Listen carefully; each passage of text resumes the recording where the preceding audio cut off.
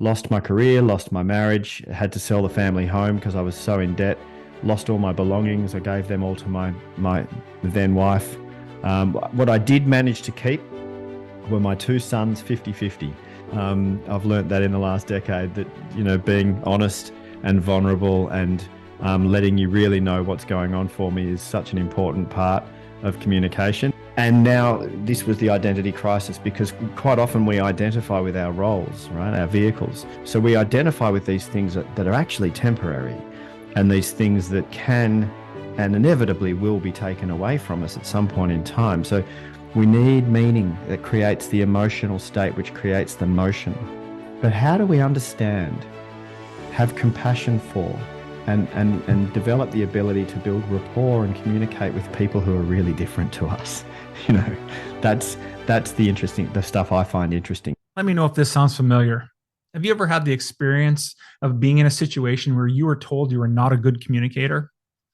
Or maybe you were leading a project, and when you were checking in, you found out that your team was way off course. These are signs that our communication may not be as clear as we think. So why is that? Are we not hitting the high points? What about our intimate relationship? What's happening there? Well, today my guests will lead us as to how we can become more conscious in our communication. Now, before we get into that, I just want to remind you, if you're interested in raising the standards that you show up as a father, a husband, or an entrepreneur, then I encourage you to participate in our Band of Brothers group mentorship program. We're a group of ordinary guys working towards living extraordinary lives. You can find all of this at the Awakened Man Training Academy at members.theawakenedman.net. And with that, let's get on with today's episode. Welcome, everyone, to the Revolutionary Man podcast. I'm the founder of the Awakened Man movement and your host, Alan DeMonso. So before we get into everything, I just want to ask you a couple of questions. How would you rate your communication skills? And if you were to ask someone else, would they give you the same score? I believe a lot of men think they are good communicators, but how are we measuring that? There are still times, even today in my current relationship with my wife, where I will be reminded that she can't read my mind. Yet I'm standing there thinking, I'm pretty sure I let her know let her in on the topic at hand. See, the point is, many of us, myself included, spend too much time thinking about our responses instead of paying attention to what is happening. Now, this is more than just practicing active listening skills.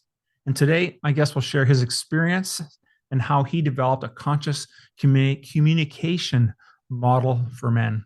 But before we get into all that, I just want to remind you that if you're interested in raising the standards as a father, a husband, an entrepreneur, then I encourage you to participate in our Band of Brothers group mentorship program. We're a group of ordinary guys working towards living extraordinary lives.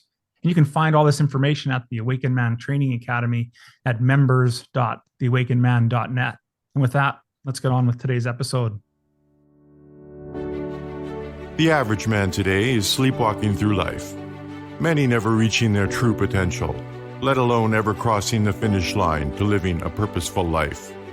Yet, the hunger still exists, albeit buried amidst his cluttered mind, misguided beliefs, and values that no longer serve him. It's time to align yourself for greatness. It's time to become a revolutionary man. Stay strong, my brother.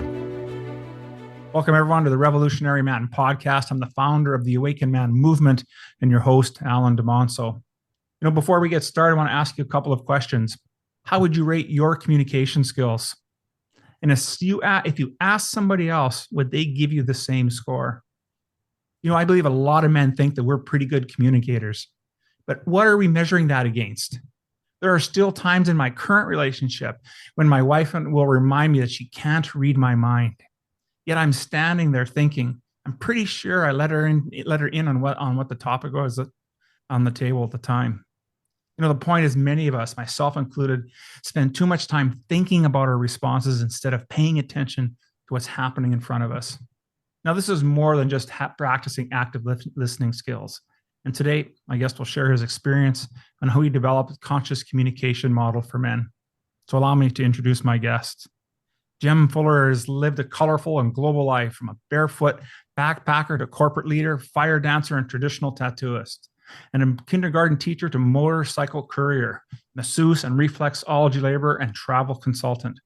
Now, his time as Now, his time is as a partner and father, coach, facilitator, and retreat leader. He's the author of the recently published The Art of Conscious Communication for Thoughtful Men, and he can be seen delivering his TEDx talks on YouTube. Welcome to the show, Jem. How are things? Hey, Alan, thank you for having me on your show. It's an honor to be here. The mission that you're on is, I'm a champion all the way from down here in Australia, mate. I'm championing your cause. Things for me are great, dude. Thank you. Yeah, really good. And that's not an Instagram profile answer. That's the truth. If I was struggling, I'd let you know. I've learned that. I've learned that in the last decade that, being honest and vulnerable and letting you really know what's going on for me is such an important part of communication. So I can honestly say to you, today's a great day. Outstanding. And I really appreciate that, because we really do like to have authentic and honest communications, even in the midst of conversations such as this. So as you know, Jem, and as we're getting prepared for today's conversation, is that a lot of the work we do here at the Awakened Man is about everyone being on their own hero's quest. And while I read a little bit about your story and some of the things you've done, a more specific question for you is, tell us about a particular time in your life, though, where you felt challenged, maybe even lost, and knew things had to change. What did you do, and how did that experience shape you into the man you are today and the work that you're doing? There have been, many times when I've been challenged, and quite a few times where I've felt lost. However, the biggest of all of them was in my early 40s, and people refer to this experience in someone's life as a midlife crisis, which I guess it was. However, with reflection, it's almost 10 years ago now. It was really a midlife opportunity, and to some degree, without sounding too woo-woo, it was a midlife awakening. It really was. And so I found myself in my early 40s and lost almost everything. Lost my career, lost my marriage, had to sell the family home because I was so in debt, lost all my belongings. I gave them all to my then wife. What I did manage to keep were my two sons, 50-50. So week on, week off with my boys, thankfully. And they were little at the time. They were quite young, 8 and 6 years old.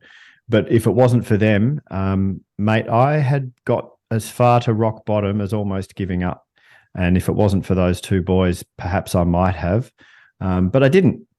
And that's when I started to turn everything around. And the last 10 years has just been a really quite a remarkable journey of creating the life that I should be living. Absolutely. And what a way to get started here. And we are kindred spirits here, because the foundation of the work that I'm doing is so close to what your experience was. I too went through some pretty challenging experience. My first marriage to my high school sweetheart ended about 25 years ago. And, it was one of those experiences where I felt that this was going to be like, this is that soulmate idea. And just like you, lost everything. And unfortunately for me at that time, I didn't have the wherewithal and the understanding of how to be there as a father. And so my boys were in and around the same age. And they were really, while they had this surrogate father that had stepped into the picture, and it's kind of funny because today we're pretty close friends as in that scenario. But because of maybe when it happened a little bit older for you in life, and you said in your 40s there, did you find that your life experience gave you the opportunity to become more conscious even at that stage before you really got into doing this consciousness work? Yeah, absolutely. I had an identity crisis to some degree in my late 20s as well, and that was the catalyst for that was a broken heart also. And I really was, I was 28 through that experience, and much less wise than I was at 42. And I'm sure I look back to 42 and I'm more wise now than I was then, and so on, right? Hopefully we continue to evolve and improve. And so the first time I had an identity crisis, it was really scary, man, really scary. And I was in London, and I ended up abusing drugs, and I ended up with a stutter, and I would look at myself in the mirror and just see an ugly mess of a person who I had no idea what any purpose to life was or anything like that. And luckily, my sister was my angel that time round. My sister flew into London and reminded me that I was actually in London saving money to get back to India. I still do have a love affair with India. I've spent many years there, but she reminded me that I was on my way back to travel around India again, and so I got the money together that I needed and left London, got to India. And now this was the identity crisis, because quite often we identify with our roles, right? Our vehicles. So we identify as so-and-so's husband, or you identify as the career that you do. I'm a coach, or you identify as your hobbies. I'm a surfer or a piano player.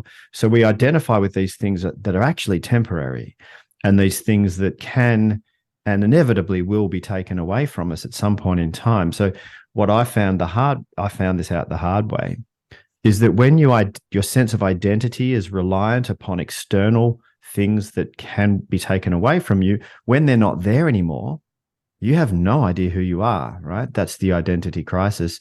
So then I commenced, this is back in the 90s, in 1998, actually, I commenced a year of a quest in India on my own. I traveled on my own for a couple of years. And at the start of that year, I had no idea who I was. I knew who my parents were, but I hadn't really been in touch with them. But I didn't know who I was. If someone said, "Hi, who are you? What do you do?" I was like, I don't know, man. My name's Jem. I don't really do anything. I don't know what I'm doing. So then I ran an experiment, Alan. I thought to myself, right, I'm going to let go of all identification. I'm going to let go of all design on the future. I'm just going to wake up each day and see what I feel like doing. I let go. And what ensued was a remarkable year of flow. It was absolutely incredible. And the synchronicity throughout that year and a half was just off the charts. Ended up being a really beautiful year. And I realized that an identity crisis is an identity opportunity, because I could be anyone I wanted to be. And what did that look like? So this opportunity to say, well, I choose to be a person who is kind. I choose to be a person who is generous and open-minded, or whatever your values are. Yeah. So that was the first time I started to play around with that, and then I became a father and had kids and got into a marriage, and I had to go on the quest again, man. I had to lose myself again in the stuff that we get told we should be doing, right, by society. So I had to get lost again and find myself again. But it's all part of it, right? Oh, 100%. I think there are no accidents in life, right? We take these journeys, and that's why I really like the idea of the hero's journey, not just the big one, from the time we're born to the time that we die, but it's those small ones like you're talking about. It's those little mini pieces that are happening in our life. Even if we looked at it from the decades of our lives, 20s, the experiences and the learning, and even going back to in childhood. And some of us were raised with some trauma, and then how that starts to play out in our adult lives. We just get into these repetitive behaviors or this repetitive decision making. And men are, what I really find so exciting about doing the men's work and doing this work is that so many of us men just don't do this work. And when we start to do it, because the work is truly in the wound. And when we start to poke at that and we can handle that challenge, man, that we just like the word you used, awaken. We just totally awaken to the possibility of all these things that we've said no to ourselves because we're no longer identifying. I was a chef for a long number of years, and that's how I would would relate to myself as that's who I was. But truly, it's much different. And so I wanted to ask you. You talk a lot about purpose in your work as well. And so, what is your definition of living a purposeful life? I love that question. From a certain perspective, so if it was possible to step outside of the human perspective, if you and I could be a mountain for a moment, I'm guessing that from the mountain's point of view, there's no meaning to life. Life just is, right? Yeah. And perhaps from the universal point of view, from the universe's point of view, It just is, right? The universe is expanding, and the combination of atoms, subatomic and atomic and molecular particles are becoming more complex. But really, is there any meaning to life? Perhaps not. But from the human perspective, which is the one that we've got, we make everything mean something. There's got to be meaning, otherwise there's no motivation to do anything. If something has no meaning to us, we're very lackluster. We're almost apathetic. We need meaning that creates the emotional state, which creates the motion. And I've done a lot of thinking about this because I coach people in this space, and we know from conducting research on people that people who have a sense of meaningful work or purpose beyond survival. So we all need to survive. I get that, right? But once you're ticking the survival box, so if you've got enough food and you've got a roof over your head, people who have a sense of meaning or purpose to their life and their work, they're more resilient, they're more focused, their well-being levels are higher, they're happier, they have more direction, So there's so many benefits to having a meaningful life. And you get to make it up, right? You get to make it up. If you feel like this is the purpose to your life and you say, do you know what? I think this is the meaning to my life. No one comes and knocks on your door and says, we're the meaning police and you've got it wrong. That's not your purpose, right? No one does that. You get to make it up, and it can evolve and change. You're not etching it in stone. You're not getting it tattooed on you. You can turn around 5 years from now and go, do you know what? Actually, my purpose in life has changed a little bit. And for me, Alan, I've actually got some layers to my purpose, kind of like an onion has different layers, and at the very deepest core of my purpose, the resonation for me in terms of how I want to live, my meaningful life is to live wholeheartedly, i.e. to give all of myself to my life, to learn open-mindedly, because I want to continue to learn, and to give and receive generously. That's my core purpose.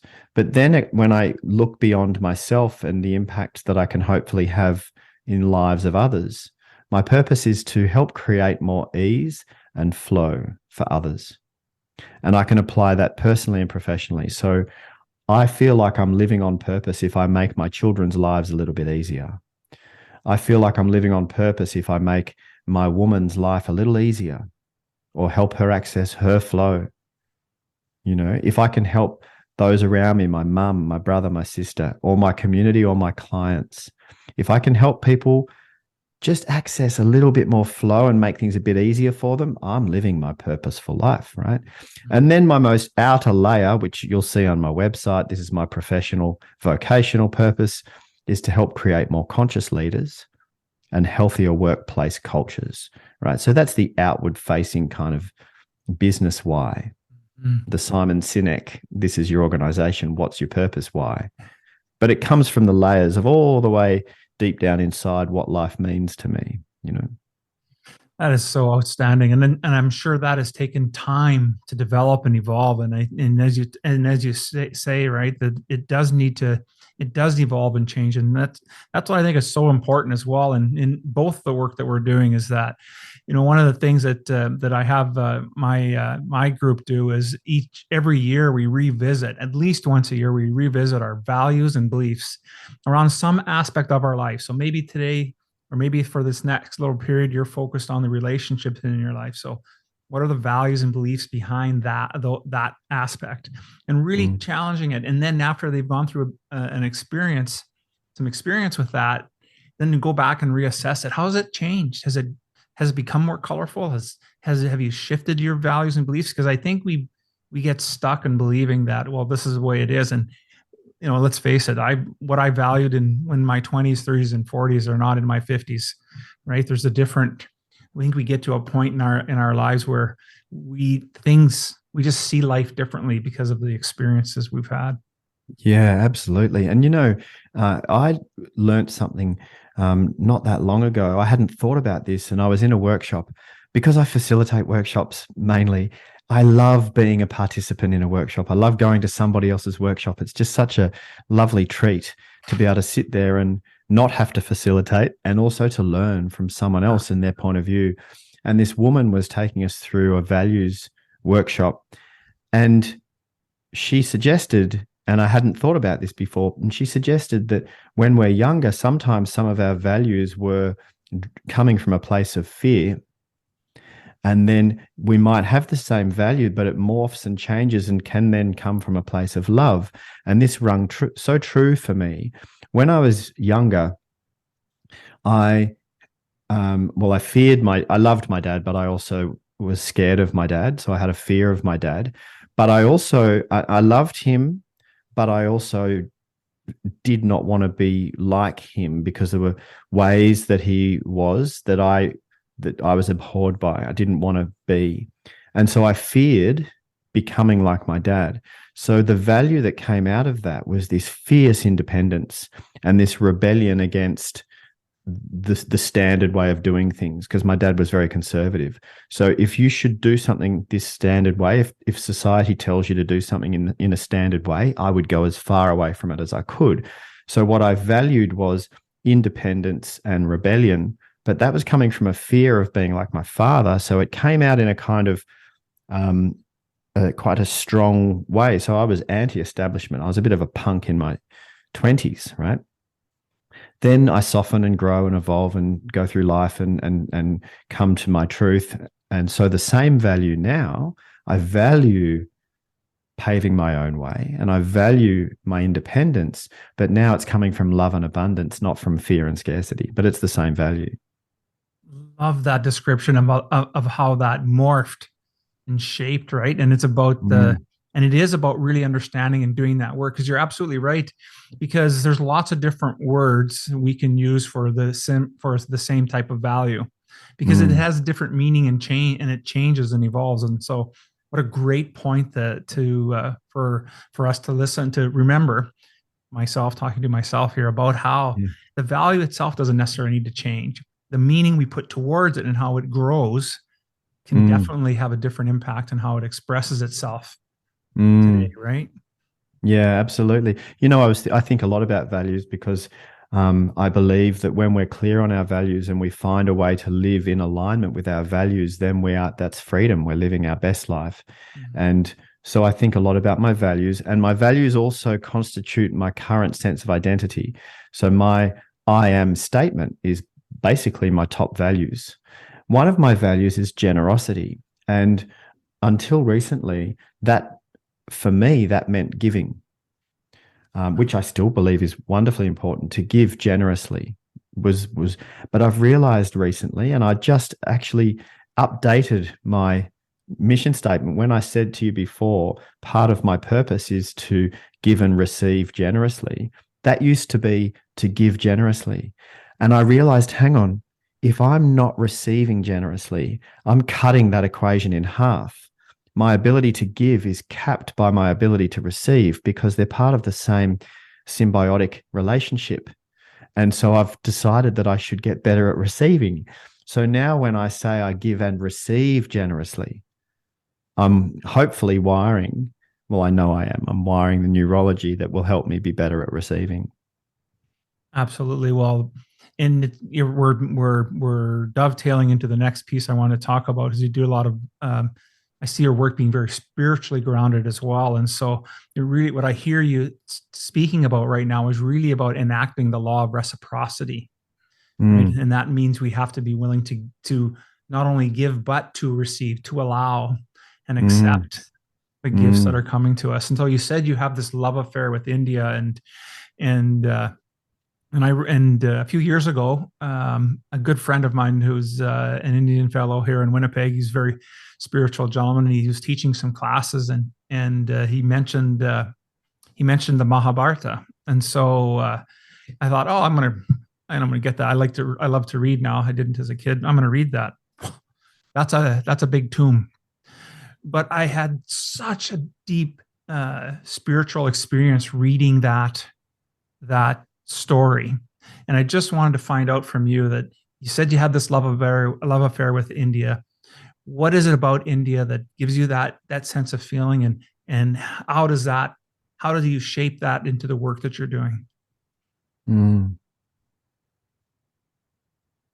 Alan, that's such a big question, and Yeah. my mind just exploded. That's beautiful. India. Well, let's first of all say that India is can be very dividing. Some Westerners go to India and have a terrible time and hate it. Some Westerners go to India and have a wonderful time and absolutely love it. I fell into the latter category. The cities in India can be quite confronting, especially for someone who's not from there. Once you get out of the cities, it's completely different. And India also is, almost 300 different countries on one continent. There's 270 something completely different languages. So it's many different places. But what is a kind of a constant theme all across India is that despite religion, which is, dogma, there is a sense of spirituality. There is a sense of reverence to us being part of a greater system, us being part of a collective, and they live a practical spirituality. They make pujas regularly throughout the day, which is really, on one level, you could look at them and say, well, it's a religious ritual. But my experience of them is that it's a practical remembering and reverence to the fact that the actual fact that we are intrinsically and inseparably a part of the same system. We're all in this together, and our ego, our sense of identity, comes from a place of duality, of separation. Like, I'm here in the center of my world and I'm separate from everything around me.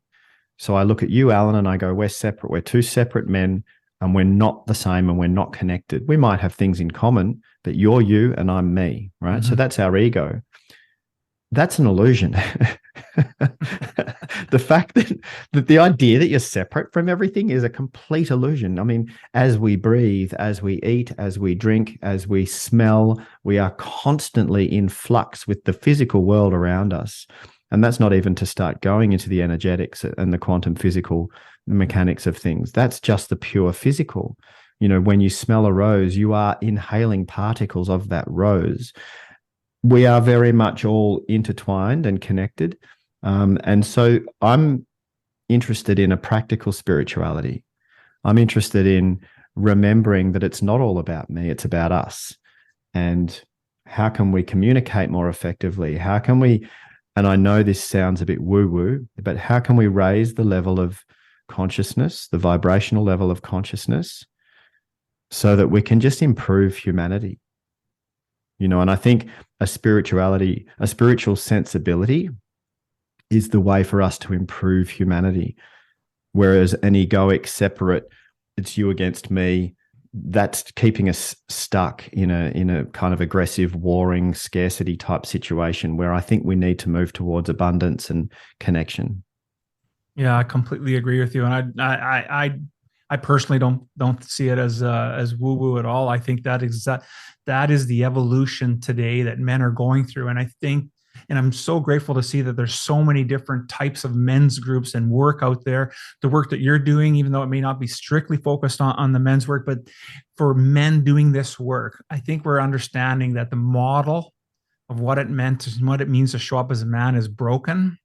It's served its time, and it's time for us to really explore the other attributes and be able to accept and allow the entirety of our being, as opposed to just what we've been spoon-fed and through society and movies. And like, look at the size that the UFC has evolved into, right? Like, it's every month, every week, there's stuff going on, and that's, so much of our lives are based around that aspect of what manhood is about. And it's such a small play in it. We need to have more conversations like we're doing today about what does it mean to raise the consciousness of men in order for us to show up and still be that strong provider for our families, still be that to preside over our families, but in a, I like the mythological aspect with Moore and Gillette's work there with King, Warrior, Lover, Magician. And I just fell in love with the idea of that centered king, being strong in the position, and also so much giving. And when I Mm. hear you talk, Jem, I go, like, you have that, like, in spades. Your alignment is just so authentic. It's just phenomenal. Oh, thank you, Alan. I believe that in the future, so let's go with the more optimistic, hopeful path, because there's certainly plenty of possibilities. Mm-hmm. But if I was to look at the future of humanity in terms of the version that I see is more evolved and operating on this high level of consciousness, we don't need to be violent anymore. That's the past. Identifying as, the patriarchal dominance, I need to physically dominate you. I get where it's come from. I get that. And I know why it's deeply ingrained in us. I get that. But that's not the future I see for us as humanity. I see it as unnecessary. It comes from scarcity. It comes from when there weren't enough resources and I had to fight you and beat you and potentially kill you so that I could feed my family. We don't have to do that anymore. Right? And all of the ridiculous prejudices that we have, where I'm going to want to dominate you because of the tone of your skin color, or crazy stuff, right? Or because of the way that you choose to practice your version of spirituality, which is different to mine. So therefore, I'm going to persecute you and try and dominate you. This is archaic. It's old. And so when men come to me and say, no, I need to be a strong warrior, I say, I get that. I'm a strong warrior too. And I never have to hurt anyone. I provide for my family really well. I'm a foundational rock for my woman. She feels completely safe with me. Yeah. And I take her with me. And we are very conscious about our masculine and feminine dance. Yes. But I never have to be violent. And I think that's the way forward for humanity. I completely agree with you. And I think listening to you talk about it, as I talk about masculinity and how we show up in my work here, it's really, I always have the image of the samurai warrior. The skill and the ability to do great harm and damage, but the mental strength, the spiritual strength to be able to know when to use it, how much to use it, with who to use it, and having that at play. And I think that's that bringing that balance back in. That's that whole aspect of who we are as men, and that's really our work to do. And that's how I see some of the stuff you're doing now. I want to get into your first book a little bit, and then we're going to finally get into talking about. We are talking a little bit about conscious conversation, but I want to talk a little bit about what matters most. You wrote this book a little while ago, and you walked us through how to have conversations, and you talked about, though, in four key areas of life. I wanted to mind sharing what they are, and to maybe provide an example of what you're talking about in the book. Yeah, sure. This work came from the retreat that I designed, and I first started running in the Himalaya in northwest India, and then took the same content to a different context in Bali. We run the same retreat in Bali, and then also here in the deserts of Australia. And the four conversations that I thought would be helpful for people to have and to contemplate and to dive more deeply into was a reconnection to self. So a functional sense of self. And as much as our sense of identity, the ego, as much as it's an illusion, I think it's a necessary illusion. We necessarily have to have some sense of being an autonomous agent in the world, and whether it's an illusion or not, that I have some sense of free will and that I have some responsibility and some agency over my decisions and the way that I live my life and treat other people. So it's important to have a sense of self. So we have a whole conversation around that. We have a reconnection to being a part of the greater system. So as much as that it's functional to understand myself as an individual, it's also a wonderful ability to be able to remember that I'm a part of the greater system and to access flow more easily, and we can actually get better at improving our sensitivity to whether we're in flow or not, and course correcting a little bit so that we get back in flow. We're way more, we operate way more effectively when we're in flow, and it's more enjoyable, right? So I talk about, the second conversation is about being a part of the greater system. The third conversation is about purpose. It's about a meaningful life. And what could that be for you? And how do you language that? How do you vibrate with that purpose at the forefront of your mind and then go and do good work? And then the fourth conversation is around a reconnection to others. So we're talking about understanding people who are behaviorally very similar to you. That's pretty easy. But how do we understand, have compassion for, and develop the ability to build rapport and communicate with people who are really different to us? That's the stuff I find interesting. So when you meet someone and you go, wow, I do not get you. How are you even operating? You're so foreign to me. That's just behavioral and personality stuff that we can start to understand the code, the matrix of human behavior.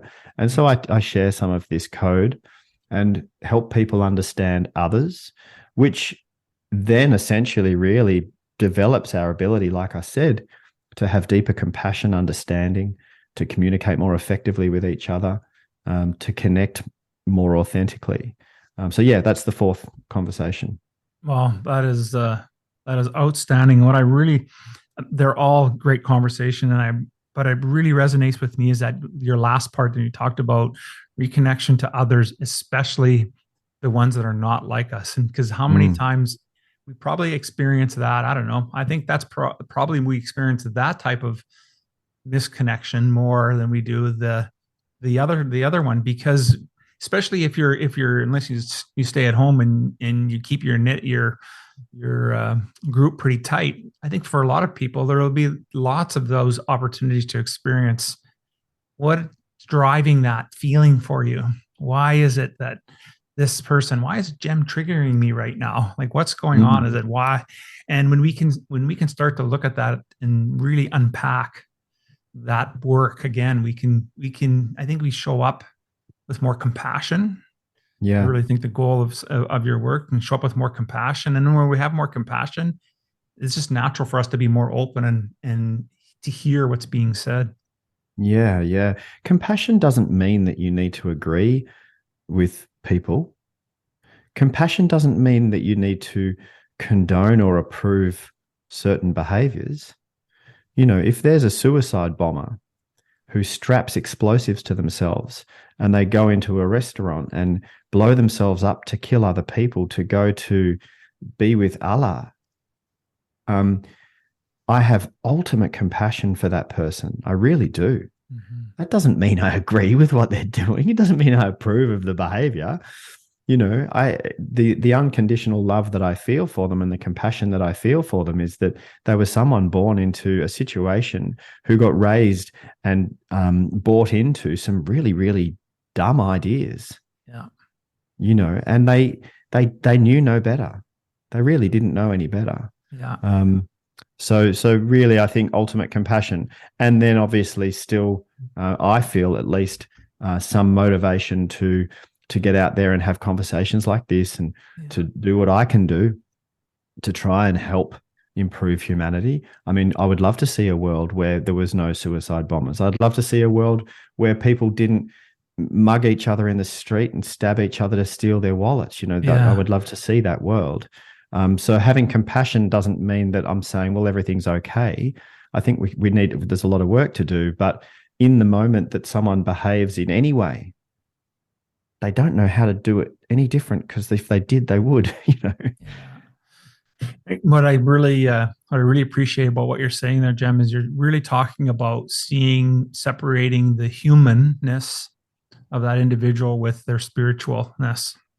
And I think it reminds me of a quote. I don't have it exactly, by Ernest Holmes, and he talked about his ultimate spiritual experience where he could see through the thin veil. In other words, he was able to get past the humanness that was Ernest, and could see past that and see the true spirit of who he was. And for whatever reason, that just came to me in there. I think we need to do that work, and it's so powerful.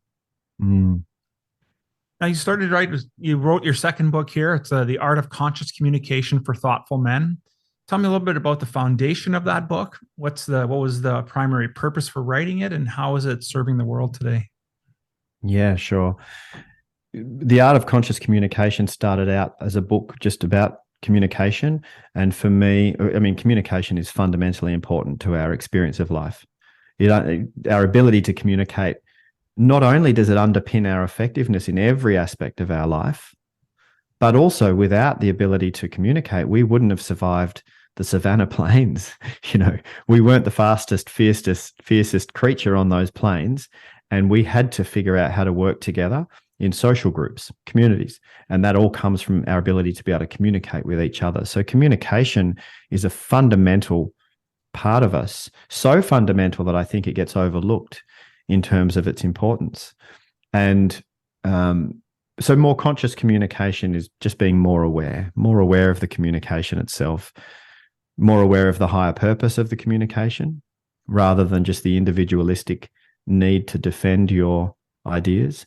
More aware of the other person and how they receive and perceive and then project information, more aware of the greater good, more aware of yourself so that you can see when your ego is perhaps getting defensive and you're getting blinkered and closed-minded in a situation, more aware of yourself so that you can breathe and loosen your grip a little bit and let go and seek to understand, right?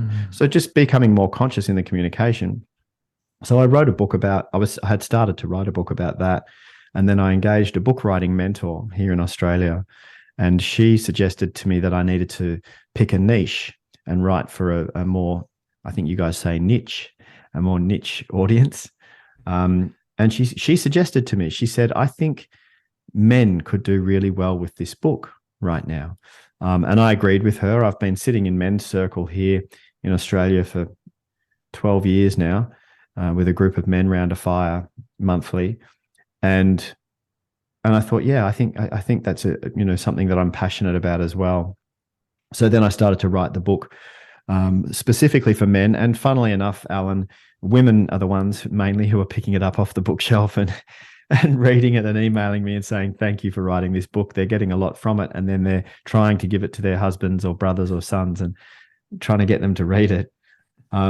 So there's a bit of a conundrum there in terms of men really need the help, but don't go looking for it. And then I've become even more and more passionate about upgrading this brand of man, this brand of what is it to be a man especially in our cultures in Canada and the US and Australia, because our boys are born into, they very much were, it's changing, but still to this day, our boys are born into this patriarchal structure, the same as our girls are, right? We're all born into this patriarchal structure, but for a boy, they get told, toughen up, harden up, suck it up, man up. Boys get told, don't cry like a girl, right? Wow. So we're creating generations of males who have excommunicated themselves from their emotional self, which, by the way, newsflash, men have access to emotions as well.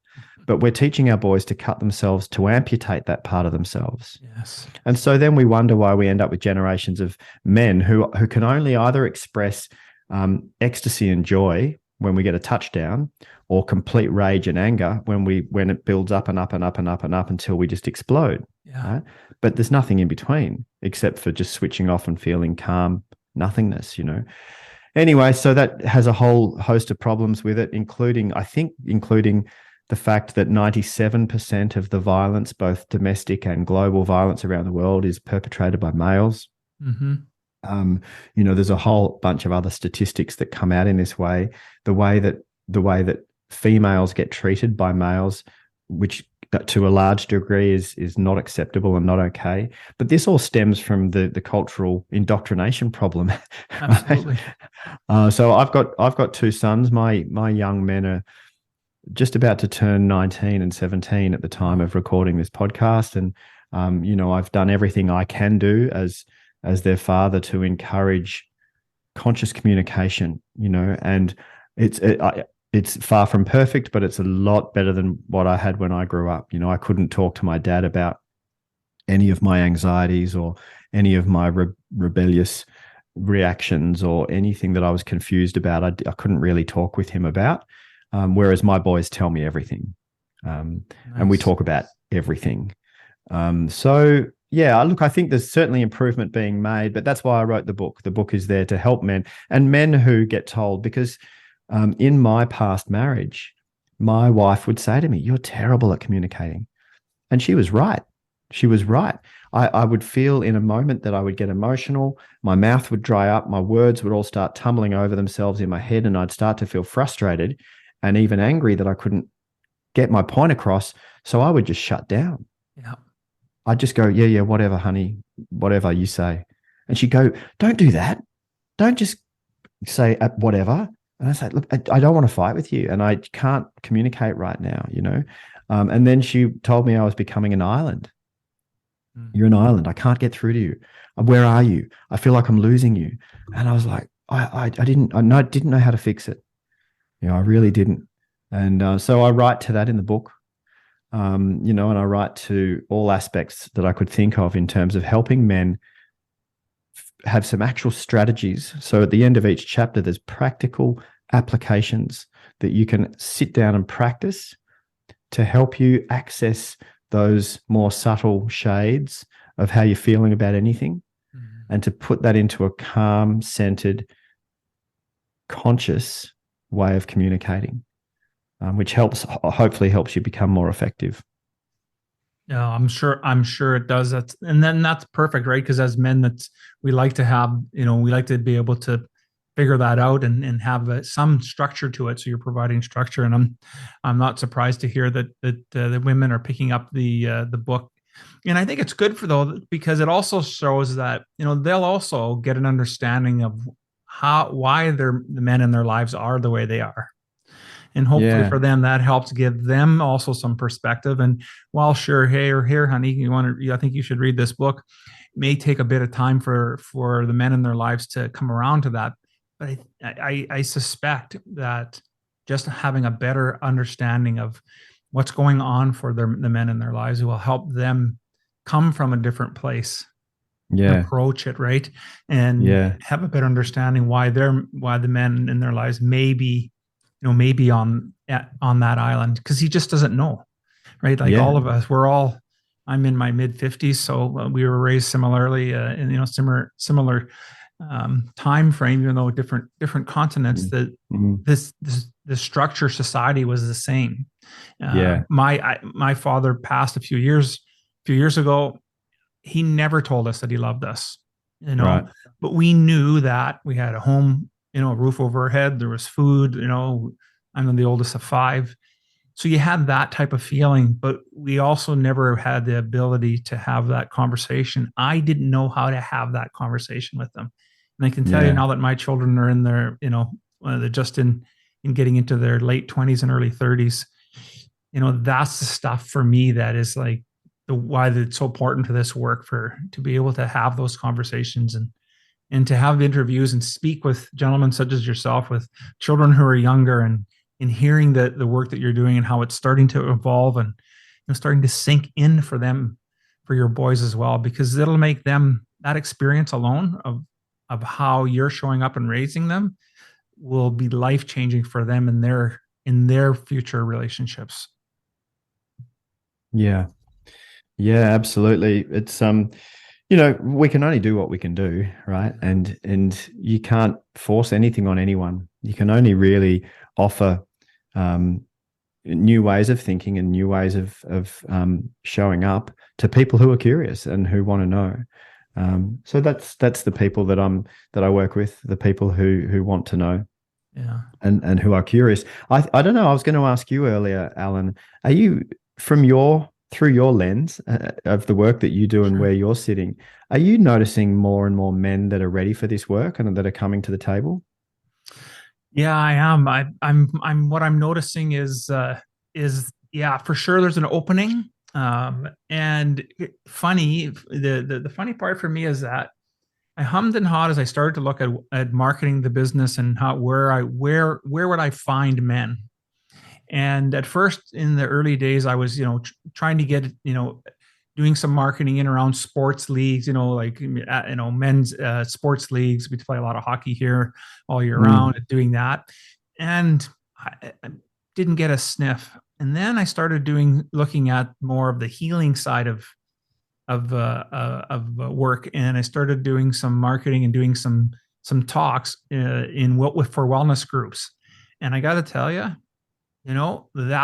that's been the best insight I've had yet, is that's where, because I think the guys in the locker room, they're going through the stuff, but they don't want to tell their buddy Bob, who's beside them, that they're going through the stuff. But on their own, they'll explore and then make a phone call. Yeah. And so I'm finding that there's still that bit of a hang up.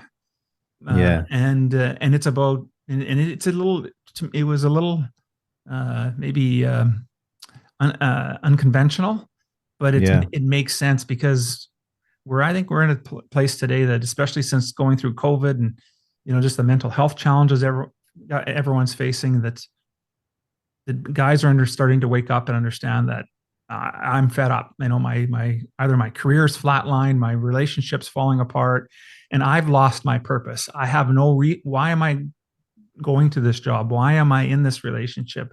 And when they start asking those deep questions, they need a place to go. And so that's what I'm finding, for sure. It's a great question. Yeah. Yeah, thank you. It's reflected here as well. And, there are you were talking about the hockey, and here in Australia, the main sport here is Australian rules football. We'll call it Aussie rules. And it's a gladiator sport, and they've got no helmets and no pads on, and it's hard. So when you're out on you are a gladiator, and it's very, very physical. So it's an interesting balance, because when you get onto the field together, you are gladiators, and you've got to have each other's back, and you're hitting hard. And that's the sport, and it's a wonderful sport. I love it. I love the sport. Yeah. However, we've had some really great leaders in this personal mental health space working with the clubs, coming in as psychologists and coaches and personal coaches, and that, working within this space around how do we find the balance between being a human being who we have our vulnerabilities, we have our anxieties, we have our worries, we have that stuff. How do I balance that and then still be able to get on and play a really hard game of football? So it's an interesting conversation, and one that I'm so glad that you are facilitating to have, because having these conversations, even if there's one dude out there listening to this who goes, wow, I would love to have someone to talk with this stuff about, because part of my healing, Alan, I pushed all of my anxieties into one place that I was very ashamed of for many years, which was sexual intimacy. And through the course of my marriage, I became sexually dysfunctional, and I was so embarrassed, and I was so ashamed, and I was so sure that every other man had their shit together. Excuse my language. Every other man had it together, and that I was alone and I didn't. And so I didn't tell anyone. This was a secret torture. Yeah. And it's funny, because for the healing to occur, I had to actually be able to share my vulnerabilities. That was part of the healing process. So when I started to have the confidence to talk about it with one of the men from my men's circle, and then gradually, bit by bit, then as I was talking about it, other men would come to me and say, oh, you too? Yeah. Wow, I've had my own version of that. So then I started to do the self-work, and then I had my midlife crisis, and then I went to work on self-worth and all the stuff, and I healed myself, thankfully. Yeah. But it's interesting, because part of the healing process is that we need to have a place to go to be vulnerable and share with others, but specifically with other men, and to get over the shame and to realize that it's okay to be vulnerable, because we get taught, don't be vulnerable, don't be vulnerable. Yeah. So, it's interesting, man. We need to, so to anyone out there who's listening, if you're going through stuff and you feel too ashamed to talk to someone about it, find someone who you feel safe with and share. Yeah. 100%, absolutely. And I think that's so key. And we each have our experience that leads us finally to that place where we need to start healing. And and really for me, it was dealing through grief and infidelity in my marriage. And it finally got to that point where I had to admit to similar challenges that you're talking about. And when you don't have somewhere to go, I did some grief counseling. We did some marriage counseling, but it's different when you still felt like, at least for me, I felt like I had to kind of hold back. I couldn't really release and let go of the as Jordan Peterson would call it, the dragon that was sitting in there, and I needed to deal with that. But I found that starting to do men's work, and there isn't anything in this area. I'm in Winnipeg, Canada, in the middle of the prairies here. There's nothing around here for hundreds of miles. And so I needed to create a space where men could come in where they would be guaranteed that they'd be free of shame, blame, and judgment. Because who are we to judge your experience and what you're going through? And so we have to create that space. We have to create that. And that's, the work that you're doing with the retreats and everything is giving that. And we're trying to do some similar stuff. We're doing similar stuff here in Canada. Yeah. Man, recently we had Men's Mental Health Week here in Australia. I don't know if it was global but we had it here. And one of my corporate clients, I coached the CEO and the executive team of this government department. And the HR leader asked me if I'd come in and give some of my time for Men's Mental Health Week. I said, yeah, absolutely, sure. And I said, how about the fee that I would normally charge you? How about we give that to a men's mental health charity? And so that's what we did. And nice. Anyway, so I had, how many? I think I had about 7 or 8 of the men from this government department in a room together, and we sat around in a circle. And I had already spoken with the CEO, and I said, hey, look, it'd be great if you felt comfortable enough to be a little bit, to lead with some vulnerability and to share of yourself a little bit. And he said, oh, absolutely, 100%. So I started, and I shared openly about some of my vulnerabilities from the past and how I moved through them. And I shared some stories. Everyone in the room was like, eyes wide open, going, what? He's sharing it vulnerable. And then the CEO shared vulnerably, honestly, about some of his struggles. And he shared about how he struggles with anxiety, and sometimes in the morning, how it's hard for him to put his suit on and go to work because the anxiety is so strong. And he shared openly. And one by one, the men just felt safe, and every single man in the room shared. It was almost like they were waiting for an opportunity to be able to share, and the whole thing opened up. Now, this was a few months ago, or maybe it was 6 months ago, I can't remember now. And I've asked recently, how's the culture in there amongst these men that work together? And they said it's incredible. They've got each other's back even more than ever before. There's more compassion. There's more understanding. Yeah. Their relationships have gone through the roof just because they had the opportunity to share with each other. Yeah, absolutely. That's not surprising to hear. And actually, it's very, very positive to hear that. What's the best thing that's happened for you since you started doing this work?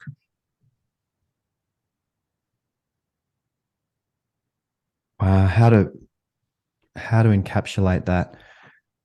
Do you know what? It is coming to my mind first. It is my relationship with my woman. We've been together for 8 years now. It's remarkably wonderful, conscious, connected, sexually beautiful, alive, spiritual in that regard as well. It's easy. We don't fight. It's like, wow, what? When we first were falling in love and getting together, and it was just so connected, and we weren't fighting, and we were questioning, going, aren't we supposed to fight? Doesn't that create the friction or the tension or something? Like, aren't we supposed to fight with each other? And we realized, no, you don't have to fight to still have that polarity, that sexual charge can still be there without fighting. And so we really have enabled each other to expand into our potential as individuals. Yes. Maintaining that autonomy, but then also as a couple, really bringing the best out of each other. And oh man, I'm so grateful. I will never take for granted this relationship, because for 20 years I was in a marriage that just kept progressively going further and further south. And I spent time there where I had almost given up on life, where I thought, shit, I don't know how to fix this. And I had almost resigned to living a really unhappy, unfulfilled, toxic life, and maybe even ending it, And so to be where I am now, where my relationship is just ridiculously conscious and wonderful, I thank the lucky stars every day, Alan. I'm so grateful. And it's interesting because when that home relationship that you go to, whether it's with your partner or your kids, that fundamental relationship, when that's humming, then you can go out into the big wide world on your mission, on your purpose, and truly expand into your potential. Because what your home base you're returning to every night is just solid, right? Yeah. But when I was returning home to a toxic situation, I couldn't then go out into the big wide world professionally and be my best self, because there was no congruity there. There was no integrity there, So I coach this with my leadership clients that I coach one-to-one. We're always talking about the health of that home relationship as well, because it's fundamental. So yeah, my life is expanding because of it, Outstanding. So happy to hear that for you. So this is just perfect. And I think you've hit the nail on the head. It's one of our 5, there's 5 pillars of man. And one of them is about marriage, is all about marriage. Cause I completely agree with you. Next to our relationship with spirit, whatever that looks like for you, is the home, and it needs to be solid. We've talked about a lot of stuff here today, and maybe there's something we haven't had a chance to talk about, but if there was one thing you'd want our listeners to remember, what would that be? You are exactly where you're supposed to be right now. You made it. You made it. You're here, right? You're not where you're supposed to be in the future yet, because you're not there yet, but you're here. You made it, and you are enough of everything. You shouldn't be more like anyone else. You should be just exactly you, and you're good enough, and you made it. So congratulations. Oh, I love that. I just want to say thank you so much, Jem, for spending time with me today. We were able to leave some breadcrumbs for folks to figure out the art of conscious communication. And we touched on so much more than that. And really, ultimately, we're speaking about helping people live truly passionate and purposeful lives. Now, if men were interested, or women who listen to the podcast, anyone who are interested in getting a hold of you and doing and involved in some of your work and your programs, what would be the best way for them to do that? I guess the easiest way is through my website, jemfuller.com. You can watch the TEDx talk there. You can buy the book there. You can reach out to me and shoot me a message from there. So that's the best way to find out more about the work I do and how to contact me. If you would like to follow me online, I'm posting on Instagram every day, sharing stuff that I hope is helpful. And that's Jem Fuller. LinkedIn, Jem Fuller. Facebook, Jem Fuller. It's Jem Fuller everywhere. So perfect. Yeah. I'll make sure all that information is in the show notes. I just want to say once again, thank you so much for being on the show. It was an outstanding conversation today. Yeah, Alan, I really enjoyed it. And thank you for the work you're doing. It's super important, brother. And I'm glad I could meet you and be on your show. Thank you.